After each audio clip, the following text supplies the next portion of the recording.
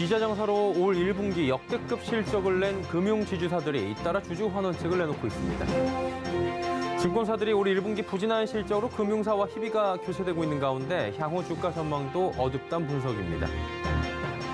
조합과 시공사업단 간의 갈등으로 춘천주공 재건축 사업이 표류하고 있습니다. 해법 잡기도 쉽지 않을 전망입니다.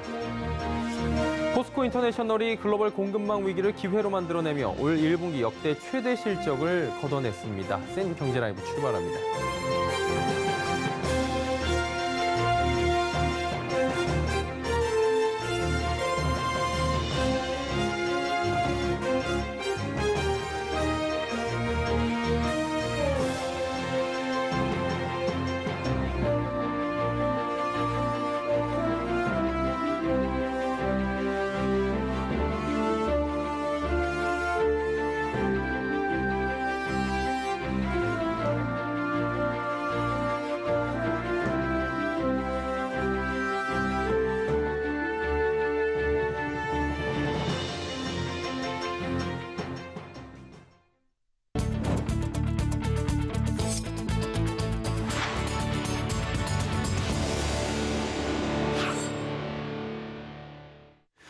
시청자 여러분 안녕하십니까? 센 경제라이브 서정덕입니다. 5대 금융지주가 지난해에 이어 올 1분기에도 역대급 실적을 거둬들였습니다. 은행들이 이자를 두둑히 챙겼기 때문인데요. 이자 장사로 재배만 불린다는 비판이 커지자 금융지주들은 분기 배당, 또 자사주 소각 등 주주 환원책을 잇따라 내놓고 있습니다. 윤다희 기자입니다. KB 등 5대 금융지주의 올해 1분기 순이익은 총 5조 2,362억 원. 1분기 기준 역대 최대 실적입니다. 5대 금융지주의 순이익 합계가 5조 원을 돌파한 건 이번이 처음입니다. 전년 같은 기간과 비교하면 14.4% 증가했습니다. 금융지주의 이익이 증가한 것은 증시 부진에도 은행이 호실적을 냈기 때문입니다. 금융지주에 속한 시중은행들은 대출금리는 가파르게 올리면서 예적금 금리는 상대적으로 적게 올려 이자이익을 크게 늘린 것으로 분석됩니다. 5대 금융이 거둬들인 이자이익만 11조가 넘습니다. 물가를 잡기 위한 금리 인상이 은행들의 배만 불린다는 비판이 커지자 금융지주들은 주주 환원책 마련에 나서고 있습니다. KB금융과 신한금융은 이번에 주당 각 500원, 400원 분기 배당을 결정했습니다. KB금융은 지난 2월 1,500억 원 규모의 자사주 소각을 단행했고 신한금융은 1,500억 원의 자사주 취득을 완료해 이달 중으로 소각할 예정입니다. 하나금융은 지주 설립 이래 처음으로 1,500억 원 규모의 자사주를 소각하기로 했습니다. 유일하게 중간 배당 전통을 이어왔던 하나금융은 내년 주주총회에서 분기 배당을 위해 정관을 변경한다는 계획입니다. 서울경제TV 윤다희입니다.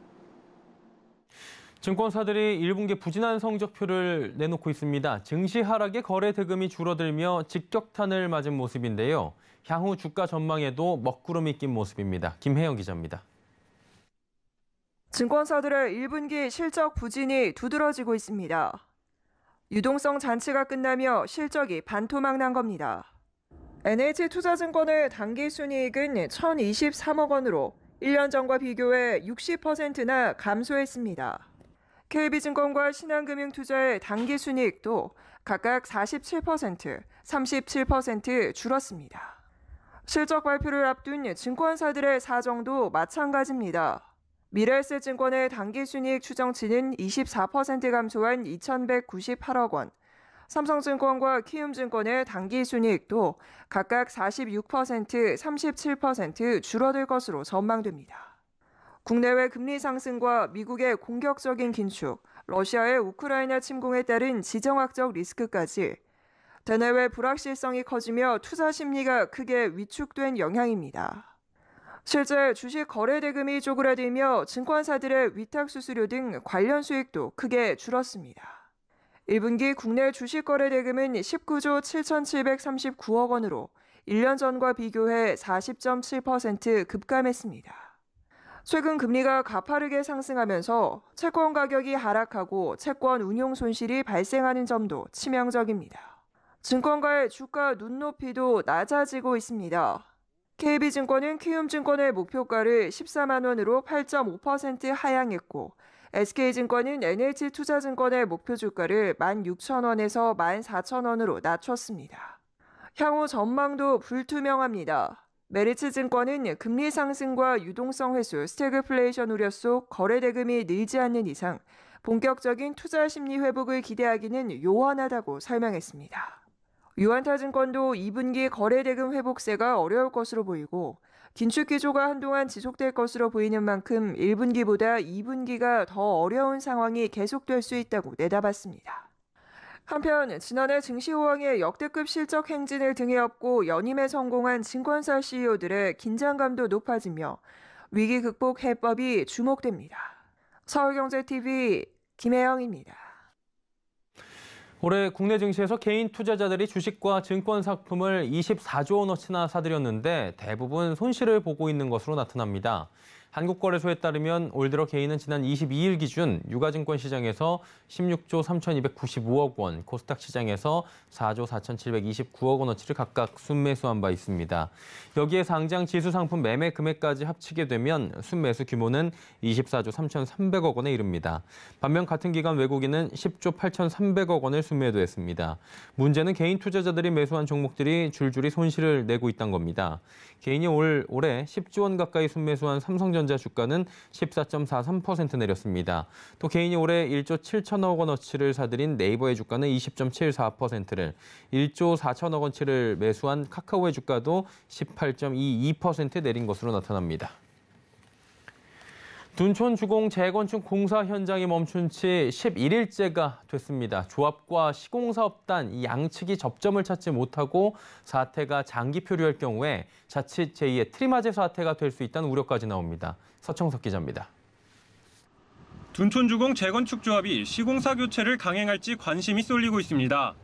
조합은 공사 중단일로부터 10일 뒤 계약 해지를 검토하겠다고 했는데 이 날짜는 이미 지나갔습니다. 시공단은 상황이 진전되지 않은 이상 공사 중단을 계속 이어가겠다는 입장입니다. 조합과 시공단은 이르면 이번 주 중 서울시가 마련하는 공식 협상 자리에 참석한 뒤 다음 스텝을 결정할 것으로 보입니다.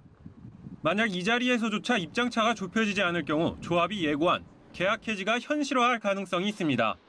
이 경우 업계에서는 제2의 트리마제 사태가 발생할 수 있다는 우려도 나옵니다. 만기일이 도래가 되고 하다 보면은 유치권 행사를 통해 가지고 과거 최악의 상황, 그러니까 경매까지도 이어질 수 있다라고는 보여지죠. 트리마제가 지어진 성수일 지역 주택사업은 2004년 두산중공업이 시공사로 선정돼 사업을 진행하다 분담금, 분양가 등을 두고 조합과 시공사 간 갈등이 벌어진 바 있습니다. 갈등에 따른 사업 지연으로 두산중공업은 조합이 분담금을 더 내야 한다고 주장했고 이를 받아들이지 못한 조합은 시공사를 변경하는 등 강수를 뒀지만 시간이 지체되면서 조합은 부도가 나버렸습니다. 결국 두산중공업은 자체 자금으로 사업을 인수했지만 이 과정에서 조합원들은 사업 부지와 분양 권리를 박탈당했습니다. 둔촌주공의 경우 오는 7월과 8월 조합의 이주비와 사업비 대출이 각각 만기를 앞두고 있습니다. 시공단이 연대 보증을 서고 있는 형태라 시공단의 협조가 없으면 대출 연장이 쉽지 않은 상황입니다. 조합과 시공단의 갈등으로 불확실성이 커짐에 따라 둔촌주공 재건축 사업을 바라보는 금융권의 불안감도 커지고 있습니다. 금융업계에 따르면 조합에 돈을 빌려준 금융사 17곳의 대표격인 NH농협은행은 2조 1천억 원에 달하는 금액의 만기 전 회수를 논의할 전망입니다. 서울경제TV 서청석입니다. 다음 달 전국 아파트 입주 물량이 올해 상반기 중 월별로 가장 많을 것으로 조사됐습니다. 부동산 앱 직방에 따르면 5월 전국 아파트 입주 물량은 총 25,782가구로 집계됐습니다. 전달 14,425구 대비 79%가 늘어난 물량입니다. 시도별로 살펴보면 인천이 7,659가구로 입주 물량이 가장 많았고 경기, 부산, 대구가 그 뒤를 이었습니다.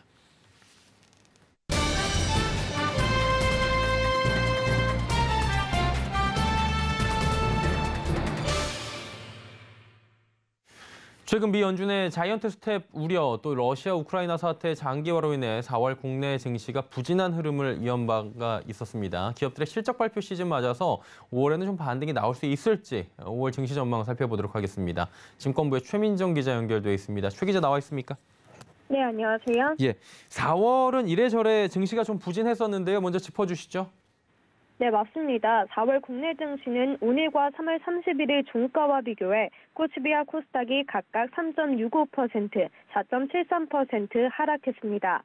최근 미국 연방준비제도 의장인 파월이 5월 연방공개시장위원회에서 0.5%포인트의 금리 인상 가능성을 공식화한 건 물론 물가 안정을 위해 이러한 빅스텝을 여러 번 밟을 수 있다고 시사하며 증시에 부담이 되고 있는 모습인데요.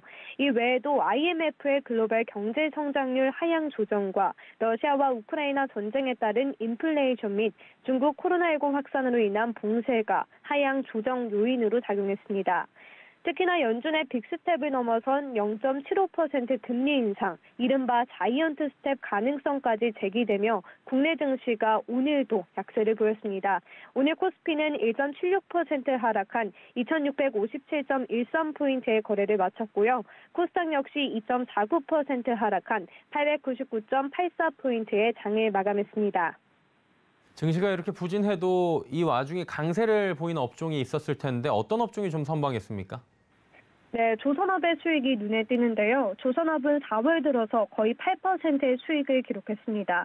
컨테이너선 강세 및 NLG선 신규 계약으로 인해 강세를 보인 겁니다. 이 외에도 거리두기 해제에 따른 리오프닝 기대감으로 화장품, 의류 등 소비 관련 업종이 약 6.4%로 상승세를 보였습니다. 다만 연준의 빅스텝 금리 인상 우려를 반영해 금리 인상에 민감한 IT 업종 등의 하락이 컸는데요. 기관과 외국인이 소프트웨어, 반도체 업종 순매도를 이어가면서 소프트웨어는 약 10%, 디스플레이는 약 7% 정도 하락세를 보였습니다. 글로벌 이야기 지금 어닝 시즌 다가왔고요. 우리나라도 지금 현대차 오늘 실적 발표했고 기아도 잘 나왔는데 좀 반전 분위기가 있어 보이네요. 네, 조금은 반전 분위기를 기대하고 있는데요. 일단 뉴욕 증시부터 살펴보겠습니다. 이번 주 애플과 마이크로소프트가 실적 발표에 나서며 반등을 기대하고 있습니다. 월가에서 애플의 2분기 매출액을 940억 달러, 하나로 하면 약 116조 5천억 원 수준으로 추정하고 있는데요. 이에 시장의 관심이 애플에 쏠리고 있습니다. 마이크로소프트도 마찬가지로 3분기 주당 순이익이 지난해 같은 기간보다 1.95달러에서 11%가량 늘어난 2.18달러로 전망되고 예상 매출액도 당초 전망치보다 17% 증가한 490억 달러로 추정하고 있습니다. 이렇듯 미국의 대형주 실적뿐 아니라 국내에서도 오늘 현대차의 어닝 서프라이즈에 이어 LG 디스플레이와 SK 하이닉스 등 대형주 실적 발표 등의 기대감을 내비치고 있는 상황입니다. 한재원 키움증권 연구원은 주요 기업들의 실적 발표가 예정되어 있다는 점에 주목할 필요가 있다며 다만 지난주 넷플릭스, 테슬라의 실적 발표에서 유추해볼 수 있듯 시장의 실적 기대치 충족 정도에 따라 개별 업종 및 종목 간 차별화 장세가 연출될 것으로 예상된다고 전했습니다. 5월까지 보면 4거래일밖에 남지 않았거든요. 5월 지금 증시 전망 어떻습니까? 네, 증권업계에선 1분기 실적 시즌이 양호하게 이루어지고 있다고 설명하며 5월 증시에선 코스피 지수 차원의 추세적인 방향성 형성보다는 당분간은 업종과 종목에 집중해야 된다고 보고 있습니다. 이에 다울투자증권은 5월 코스피 밴드 범위를 2,560선에서 2,780선으로 추정하고 있고요. 한국투자증권은 코스피 밴드를 2,640선에서 2,840선으로 제시했습니다. 업종별로 살펴보면 다울투자증권은 수출 경기에 대한 낙관적인 기대가 강하게 형성되고 있다며 선박과 조선업이 기대된다고 예측했고요. 한국투자증권은 IT, 하드웨어, 운송, 음식료에 집중해야 된다고 전망했습니다. 5월 증시 전망까지 짚어봤습니다. 증권부의 최민정 기자였습니다. 고맙습니다. 네, 감사합니다.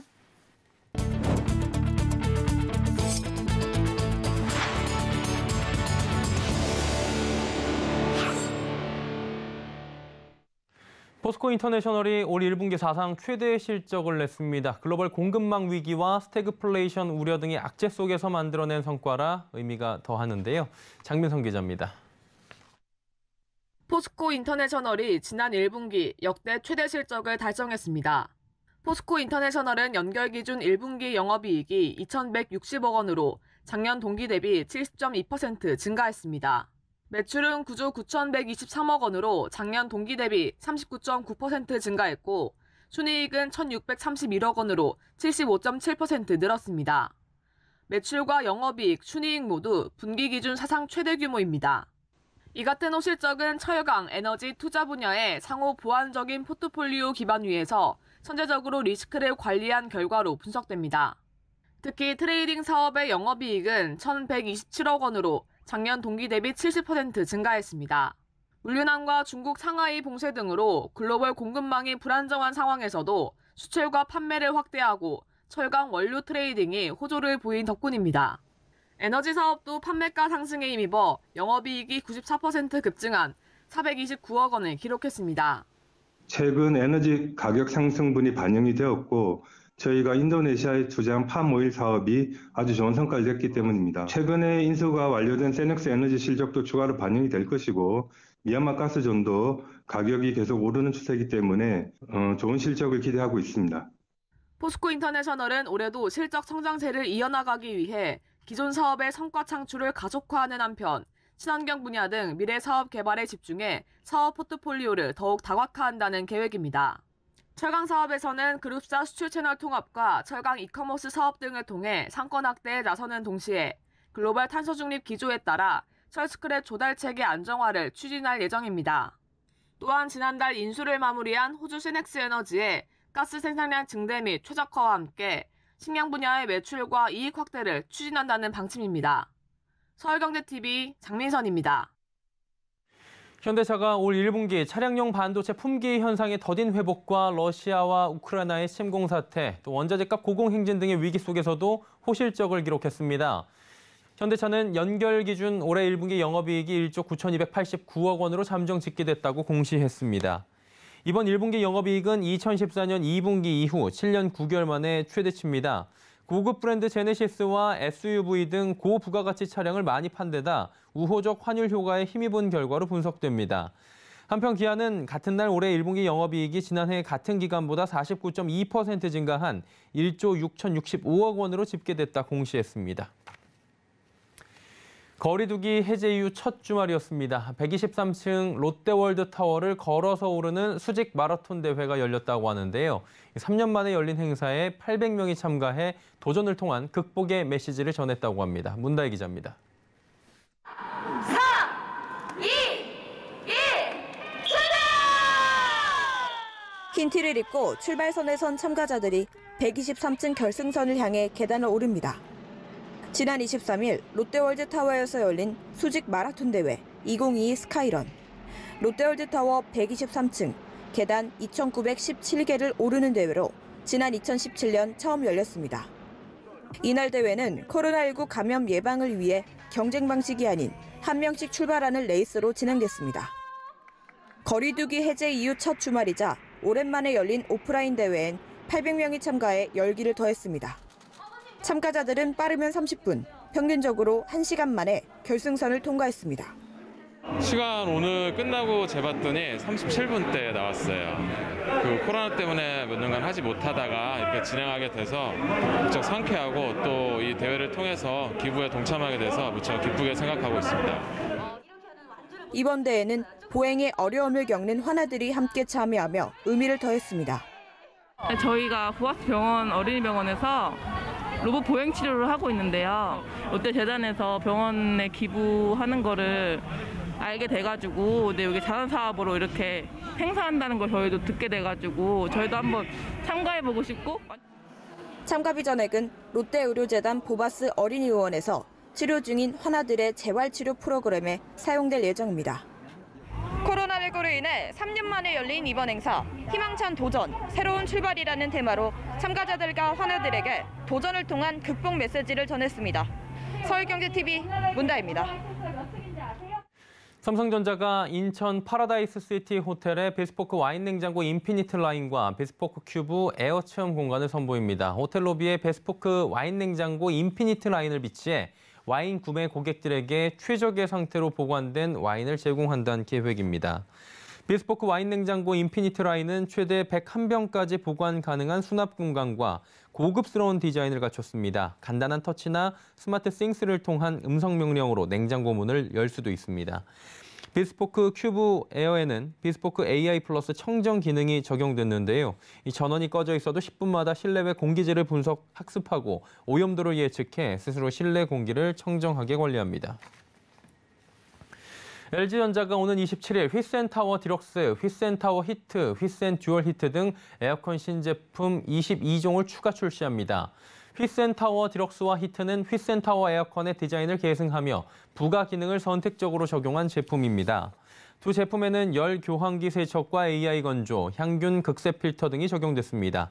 특히 신제품에는 모두 듀얼 인버터 기술이 탑재돼 실내 온도를 시원하게 유지하며 에너지를 절약할 수 있습니다.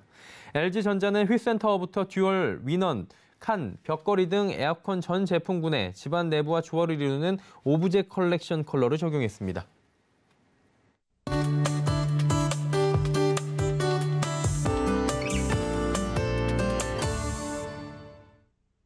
폭염이나 대홍수 등 지난해 세계적인 기후 위기로 인해 식량 생산이 줄어든 데다가 최근 러시아와 우크라이나 간의 전쟁으로 식량 가격이 폭등하고 있다고 하죠. 특히 가난한 저개발 국가들의 식량 사정 굉장히 심각합니다. 그래서 오늘은 식량 가격이 얼마나 상승하고 있는지, 식량 부족의 원인이 무엇인지 짚어보도록 하겠습니다. K웨더의 반기성 센터장 오늘도 함께합니다. 어서 오세요. 네, 안녕하세요. 예, 반갑습니다. 식량 부족 국가들, 특히나 심각한 나라들이 늘고 있다고 하는데 어떻습니까, 지금? 작년 11월에 이제 유엔 식량농업기구에서는 중남미와 카리브해 지역에서 아주 극심한 식량 부족으로 기아 인구가 최고에 달했다라고 밝혔는데요. 예. 보고서에서는 중남미와 카리브해는 식량 안보 측면에서 아주 심각한 상황에 직면해 있다고 말하고 있는데요. 유엔 식량농업기구는 2014년부터 2020년까지 기아 인구가 79%가 증가를 했고요. 2020년에 중남미에서만 2억 6,700만 명이 심각한 식량 불안을 경험했다고 밝혔습니다. 중남미만 아니라 남미도 아주 지금 심각한데요. 예. 2014년과 2020년 사이에 식량이 바닥났거나 하루 이상 먹지 못하는 사람들이 20.5%가량 증가를 하면서 9,280만 명으로 증가했다고 하고요. 이 외에도 에티오피아, 마다가스카르에 대해서 발령된 식량 최고 경보는 남수단, 예멘, 나이지리아 북부 지역으로 확대가 되었습니다.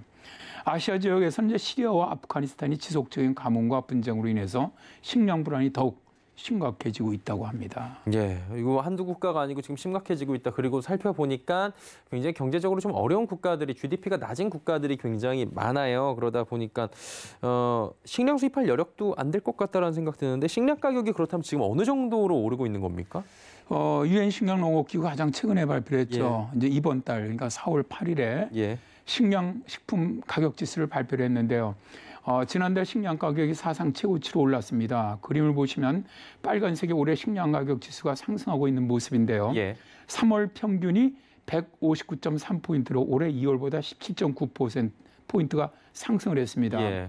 그림에서 이제 우리가 주황색으로 표시된 2021년, 그러니까 작년부터 식량 가격이 폭등을 하기 시작을 했어요. 그러면서 올해 들어와서 사상 최고의 지금 가격 상승이 이루어지고 있는 것이죠. 예. 세부적으로 보면 가장 상승폭이 큰 것이 그림에서 녹색으로 표시된 식물성 기름입니다. 3월 평균 248.6포인트로 2월 대비 23.2%나 상승하면서 사상 최고치를 기록을 했는데요. 지수의 급격한 상승은 해바라기, 야자수, 콩 및 유채기름 상승 때문이었고요. 해바라기 오일은 흑해 분쟁의 영향으로, 그러니까 지금 우크라이나하고 그렇죠. 러시아 분쟁이죠. 예. 콩기름은 남미의 가뭄으로 팜유 가격도 기후변화의 영향을 받았습니다. 두 번째로 상승이 높은 곳이 노란색으로 표시된 곡물 가격인데요. 올해 3월 평균이 170.1포인트로 2월보다 17.1%가 오르면서 1990년 이후 사상 최고 수준이었습니다. 밀 가격 인상도 러시아, 우크라이나 전쟁의 영향, 그다음에 미국의 가뭄 영향 때문입니다. 셋째가 핑크색으로 표시된 유제품으로 3월 평균 145.2포인트로 2월보다 2.6%가 상승하면서 7개월 연속 상승세를 보이고 있는데요. 주로 서유럽과 오세아니아의 우유 생산량이 부족해지면서 가격이 상승하고 있습니다. 이 외에도 상승률은 작지만 육류 가격이라든가 설탕 가격도 계속 상승하고 있습니다. 다 오르네요. 네. 안 오르는 게 없는 것 같은데, 이렇게 계속 가파르게 상승만 하고 있는 원인을 구체적으로 어디서 저희가 찾아볼 수 있을까요? 일단 세계 기상기구는 작년 10월에 발표한 보고서에서 이 분쟁, 그다음에 두 번째는 극단적인 날씨, 이제 기후 위기죠. 이걸로 인해서 식량 문제가 심각해졌다라고 발표를 했는데요. 지난 10년 동안 많은 나라들이 분쟁과 함께 극단적인 기후 재난이 있었다. 여기에다가 코로나19의 대유행으로 인해서 식량난은 더욱 악화되었다는 것이죠. 예. 가장 큰 기후 변화 요인으로는 2020년에서 2021년 사이에 라니냐로 인한 이상 기후로 말미암아서 가뭄이라든가 대홍수 등 극단적인 기후 재앙이 발생한 것이 가장 큰 원인이었는데요. 데이비드 웰즈는 그의 책 거주불능 2050에서 기온이 1도 상승할 때마다 수확량이 10%씩 감소한다고 주장하고 있는데요. 세기 말에 지구 온도가 만일 5도 상승한다면 세계 인구는 그때까지 50% 인구가 증가하는 반면에 먹을 곡식은 50%가 감소한다는 얘기입니다. 여기에다가 기온이 상승하면 더 잦은 홍수와 함께 활동이 활발해지는 병해충으로 식량 생산은 더 줄어들게 되는 것이죠. 이러다 보니까 6차 기후변화 정부 간 협의체 기후변화 평가 보고서에서는 전 세계적 기후위기가 70% 이상 지역의 농업 생산성 저하를 유발함으로써 세계 식량 생산과 식량 안보의 위험 요인이 될 수 있다고 강력히 경고하고 나섰죠. 예, 지금도 식량 가격이 계속 오르고 있잖아요. 여기다가 지금 러시아 전쟁 사태로 세계 최대 밀 생산국이라고 하는 이 우크라이나 이쪽에서의 생산량이 대폭 줄어들 것으로 지금 전망이 되고 있다고 하는데 우리나라도 위기거든요. 어떻게 대처를 하면 좋습니까? 올해도 뭐 식량격은 계속 오를 수밖에 없다고 전문가들은 다 보고 있습니다. 그렇죠. 우리나라 같은 경우 농림축산식품부 자료에 따르면 2019년 기준 한국의 식량 자급률은 45.8%입니다. 그러니까 국내 인구의 식량 절반 이상의 수입에 의존하고 있고요. 사료용 곡물까지 포함한 곡물 자급률은 21% 수준입니다. 곡물 중에서도 가장 심각한 밀 자급률은 2010년 1.7%였는데 2019년에는 0.7%까지 떨어지는 등 지금 심각합니다. 그러다 보니까 유엔 식량농업기구에서 권장하고 있는 적정 재고량 수준을 유지하지 못하는 곡물 수급이 불안정한 나라이기도 합니다. 만일 무역전쟁이 일어난다거나 팬데믹 등과 같은 상태가 오면은 식량 문제가 매우 취약한 나라이기 때문에 식량 문제는 안보 측면에서 시급히 대책을 강구해야 한다고 보고 있는데요. 예를 들어서 곡물 수출국과 협약 체결을 해서 비상시에 필요한 물량을 구입할 수 있는 체계를 구축한다거나 해외 농업 개발 사업에도 좀 적극적으로 중국이나 일본처럼 투자를 한다거나 또 국내 농업에서는 스마트 농법 등 ICT 기술이 접목되는 이런 농업으로 좀 나가야 할 것으로 보고 있습니다. 예, 식량 주권, 식량 안보 좀 계속해서 대비를 좀 해야 될 시기인 것 같습니다. K외도의 반기성 센터장과 함께했습니다. 고맙습니다. 네, 감사합니다.